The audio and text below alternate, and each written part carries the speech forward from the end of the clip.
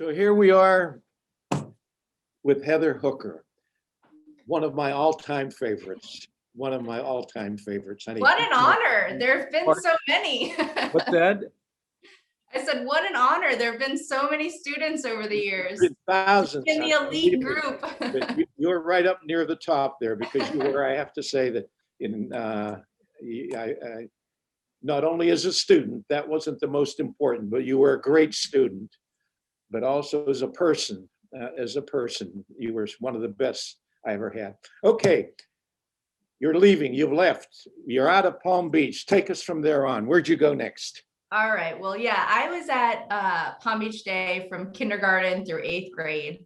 And from there, I really didn't go far, just kind of up the street down in Boca to St. Andrew's School for 9 through 12. I had a decision to make when I left the day school, whether I wanted to keep competitively riding horses or go to the Northeast for school. And there was a lot of pros and cons to each side. But at the end of the day, I made the decision that staying home with the family and continuing a lot of the progress I'd made on the horses was the right choice for me. And thank goodness, looking back, I definitely do think it was the right decision.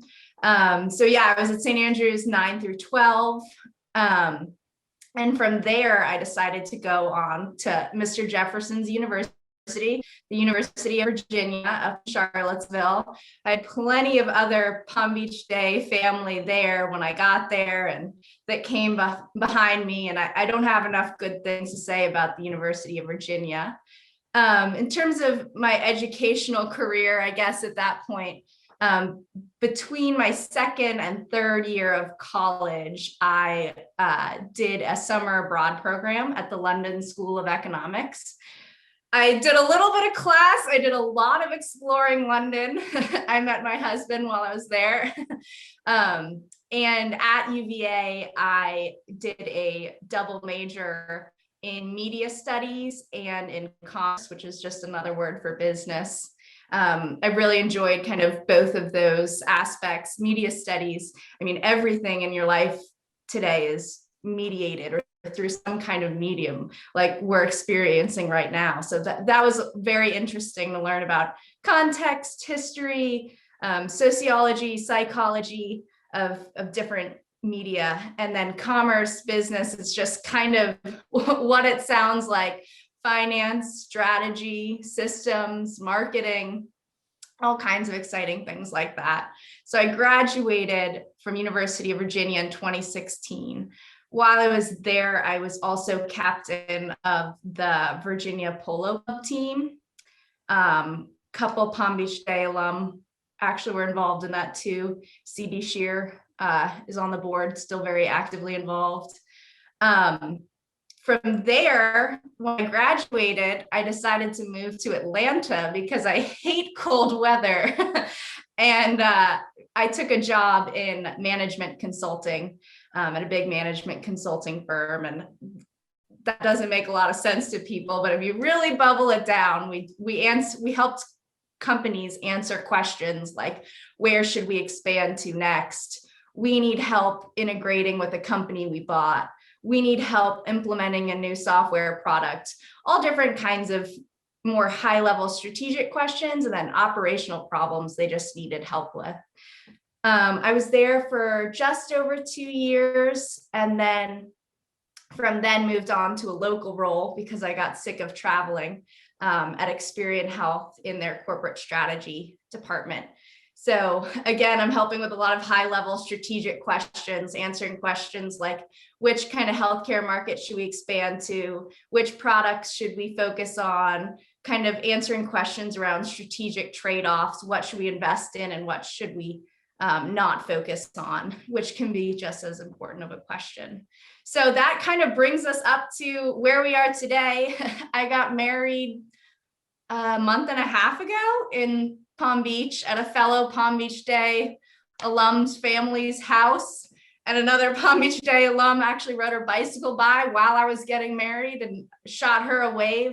So that's where we are today. And I think I'd be remiss to say, outside of my educational experience and my career, the thread of horses and competitive show jumping has also continued to follow me my whole life. So I still really enjoy the horses outside of work. Honey, well, listen, congratulations on your marriage. Thank you. December, was it, or just a couple months It ago? was January 17th. January, okay. Number one, you're talking about the University of Virginia.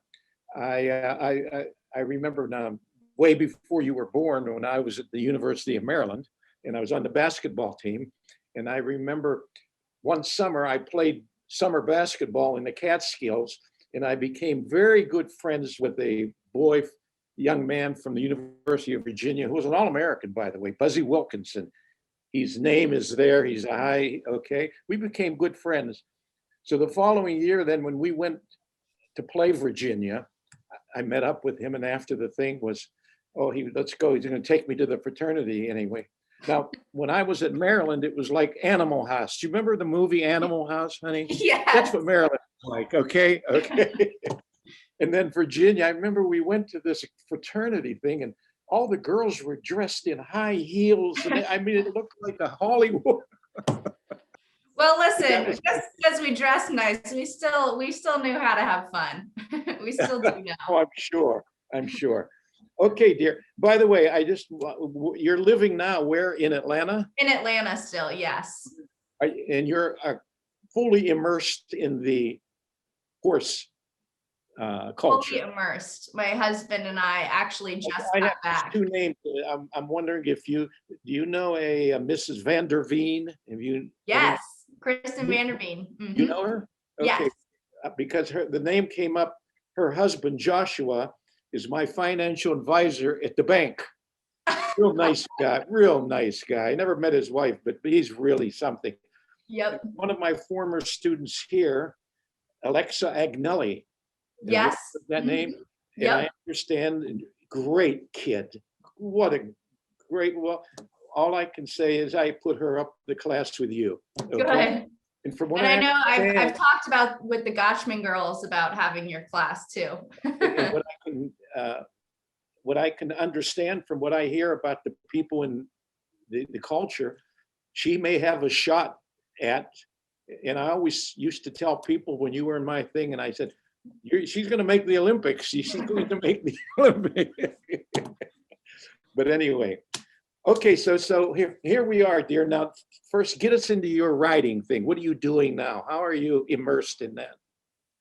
Yeah, I would say grades 9 through 12, I really turned up the temperature, turned up the knob on my writing career. And that was my sole focus besides school at that time. And I spent a lot of hours working on homework, and I spent a lot of hours writing. And then when I got to college, I was a little burnt out. So I tried polo on for size, which was really just tons of fun. And it was riding, but it was more that team sport aspect, which I really enjoyed. Then when I graduated in college and moved to Atlanta, I wasn't riding until my now husband got a horse. And I said, well, I'm definitely not going to sit around and watch. So my parents were supportive, and I got a horse at that point. And I've, over the last several years, kind of built back up to the national kind of Grand Prix competition level. So we actually just got back yesterday from a series of competitions in Ocala up in central northern Florida. And we're really lucky that my mother-in-law kind of manages the horse program all work week, and we get to focus on work. We're really weekend warriors at this point. We get out when we can Thursday night or Friday morning and do a lot of competing on that Friday, Saturday, Sunday schedule. What's your husband do, honey? What's his profession? So he is a marketing manager at Newell Brands, which is every consumer brand you could think of: Sharpie, Rubbermaid, Mr. Coffee, just all Greco, Baby Jogger, all kinds of things like that. So we really work hard during the week so that we can go spend the weekend with the horses. That's great. I end up talking to a lot of people that are just a little bit younger than me about work-life balance and how you compartmentalize and things like that, so that you can do what you love on the weekends.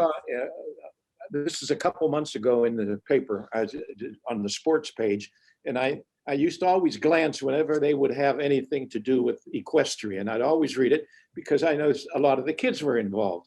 And there was a name from the boy that was in my class. He was on the pole. He had come done. I don't know if he was jumping or that. Della Gioia. Do you remember Della Gioia? Nick Della Gioia. Della Gioia, yeah. Yep. Is he just on pole? He's at the very top level of the sport. He's doing riding professionally. Yeah, Nick Della Gioia. That. Okay, hon. Well, okay, now let's go. Let's go back to Palm Beach Day, okay? Let me ask you, and you any questions you have, you can ask me. Let's see. Do you remember your 10-minute final speech? Yes, because the only thing I can talk about for 10 straight minutes is horses, which I think I've proved in the last 2 or 3 minutes. And I actually acted as advisor to, I think it was Mimi Gotchman on her 10-minute speech. And I said, you can talk about horses for 10 minutes. Yeah. Oh, yes. I'm sure you could talk for a few hours on horses. I just remember how nervous all of us were for that, and how long 10 minutes can feel like. And then you get up there and it's like a black hole, amnesia. You can't remember what happened at all. And remember, you're under the time thing too, 9 minutes to 11 minutes, and all the speeches you were timed. I actually ended up being our class speaker at my high school graduation, and I had to go back and make sure I was going to make you proud with that speech. And I practiced for a long time, but getting in front of a full chapel of people was a little bit intimidating. But I'm sure it was no problem for you, though, wasn't it? No, I was prepared, thankfully. That's, let me see. Do you remember Julius Caesar?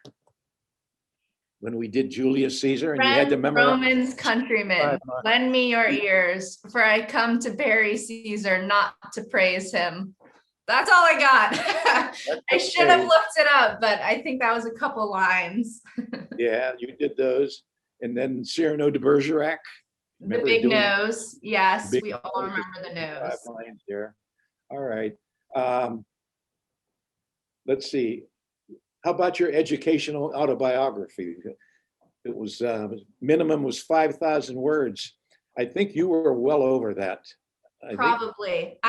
Listen, I still have that problem. I have to do a lot of writing and key messaging documents in my role. And I always get the immediate bounce back from my boss, more concise, please. So I still struggle getting directly to the point, but listen, all of those experiences have really, I think, made me stand out in a lot of different situations from my peers. And I think one of the best concepts, I guess, I learned, or one of the better things in my education at Palm Beach Day, was just critical thinking in general. Being able to take facts, data, books, really anything, and being able to apply logic and your own rationality to come up with either an opinion, a conclusion, a judgment. You'll recall when you came in as 6th graders, and I tell all my 6th graders this, and I repeat it in 8th grade again. You want to be a critical thinker? 4 things. Number 1, you got to be a good reader. If you're not a good reader, you can't be a critical thinker, because you have to read material. And you remember we were reading articles from Harper's and The Atlantic. Yeah. Mm-hmm. Okay. Number 2, you got to be a good writer. And by a good writer, I don't mean a great literary. I mean, you have to be a clear writer. So understand your ideas. And those are basically what the school our priorities are teaching you those. And I think in your career too, you can get yourself into situations a little bit over your head, but if you're an effective communicator, you're able to do so much. And number 3, to be a critical thinker, you got to be fair. True. That's a hard one, because most of that is taught at home. We teach some of it here, we try to, but most of that is taught at home. and you were always fair, honest like that. Number 4, that sometimes you're going to have some courage True. because you're a critical thinker. And when I did bring this up to the class, kids would put their hands up immediately. Oh, you're going to disagree with your peers. True. You're going to agree with your school. You're going to disagree with your government sometimes. Mm-hmm. You're going to disagree with your church. You're going to disagree with your parents sometimes. That takes many times you're going to, but that would be the one the kids, oh, that's right. Yep, exactly. Yeah, I mean, in work life, I guess there have been a lot of situations where I've not want to put my foot down and take a stand on a specific topic that we should do this or shouldn't do that. And I've had good managers who have said, no, you know the facts, you've used your critical thinking, you need to stand behind this and argue it to the much higher up. So that keeps on coming, I've learned. Let's see what else. Do you have any questions about the school or anything that you wondered about or that? Yeah, who was the last field day winner? Do you remember? Because I'm Pelican, and I know you're not supposed to say, but if I remember correctly, I think you have Pelican roots. Oh, my daughter was Pelican captain. Yes. I used to cheat for the Pelicans when I was right. Not really, but I convinced a lot of the kids. Barb, who won the last Pelican? She's going to look it up. Find out. Yeah, field day was one of my favorites. Being in the Knowledge Bowl was like the pinnacle of my They told me this year they just had the Knowledge Bowl and the Pelicans blew them right out of it. Good. That's the one time we can put fairness aside and just be competitive. That's right. See, what else? What other things that went on around the school that... Do you still have your poster that says, don't look at me in that tone of voice? Right, I have it right there. Okay, good. Was I using the red sign at all then, honey? The red sign. Sign would go up, no talking at all, no questions, nothing. Yeah. Mm-hmm. Was I using that? Okay. And a look of disdain. A look of disdain, and let's see. Did I eat any papers in your class? Yeah. None of yours, I know.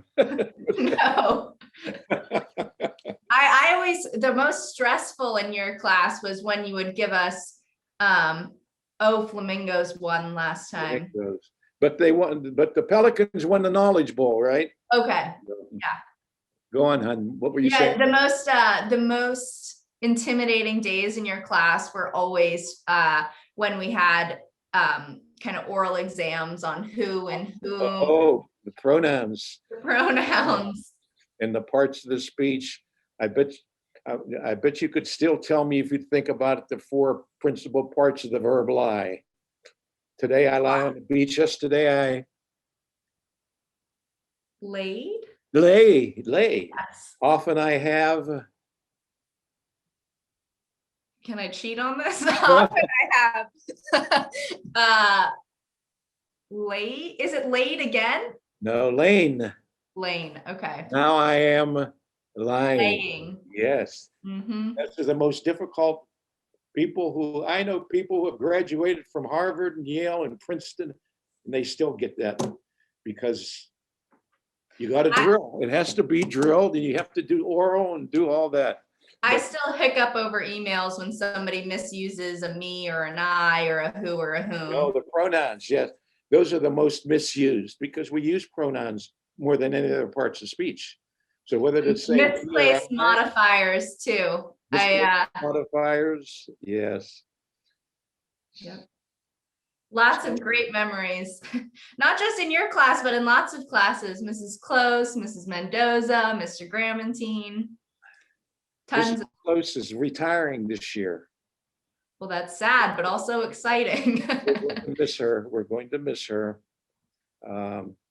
They might try to retire me. I don't know, but that's okay. I'm so old now to know the difference. By the way, honey, how's your family? Your mom, dad, on the virus? Everyone okay?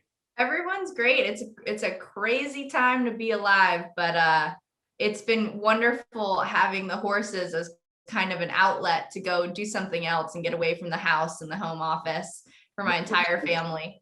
I saw in the paper last week, there was a big article on in Wellington. They're looking for this horse disease. What is it? Yeah, EHV1. It's the equine herpes virus. Yes, It's yes. very scary. And they had no cases of it up to then. So Thank goodness. they were all right. Everyone was very happy. Everyone was very happy. So anyway, so Miss Heather, yes, seems like just yesterday, but Does. my goodness gracious. We've done about 20 of these already. And I've had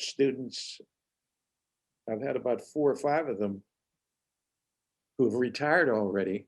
Well, I was very excited to see that you had interviewed Cyrus Masumi because I'm in healthcare technology and he's one of the founders of ZocDoc. So I was pretty excited about that one. You see that interview? Yes. Yeah, Cyrus, he was something. Cyrus was something.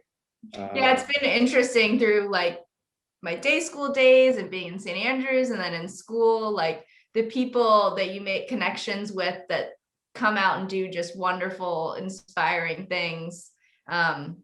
It always fascinates me to see where people end up and Oh yeah, and what people are doing. I've interviewed 4 people. They are all PhDs and teach philosophy, one at Notre Dame, one at Wake Forest, different universities. They're all teaching their philosophy. I had one of the boys who's retired, who told me he was thinking of retiring. I would see him during the years when he was at college and beyond that. During the hurricane season, I would see him on television because he was a professor at MIT. Wow. One of the world's authorities on hurricanes. So they'd come to him to interview him about this hurricane, and he would explain. Carrie Emanuel, yes, Carrie Very Emanuel. cool. I think there are a lot of people in South Florida who think they're the world's authority on hurricanes, but glad to know you interviewed an actual world authority on hurricanes. That's right. Oh, well. So, honey, so that's it. So anyway, it's so nice seeing you again. And you think you'll still be staying in Atlanta? Any chance of you moving back here at all? Well, this year's been interesting with being able to work remote. I've gotten a lot of time to travel and visit family just because your office is wherever you open your laptop. So I think we'll be in Atlanta indefinitely. We really, really like it here. But I am always happy to jump on the plane to fly down to West Palm. West Palm. When's the last time you were here? My wedding, January 17th. January. Okay, now you have to make me a promise. The next time you're coming to West Palm Beach, you will give me a call the couple days before and let me know so that we can make plans for either lunch or dinner. Is that a promise? Sounds perfect. Yes, promise. Okay, dear.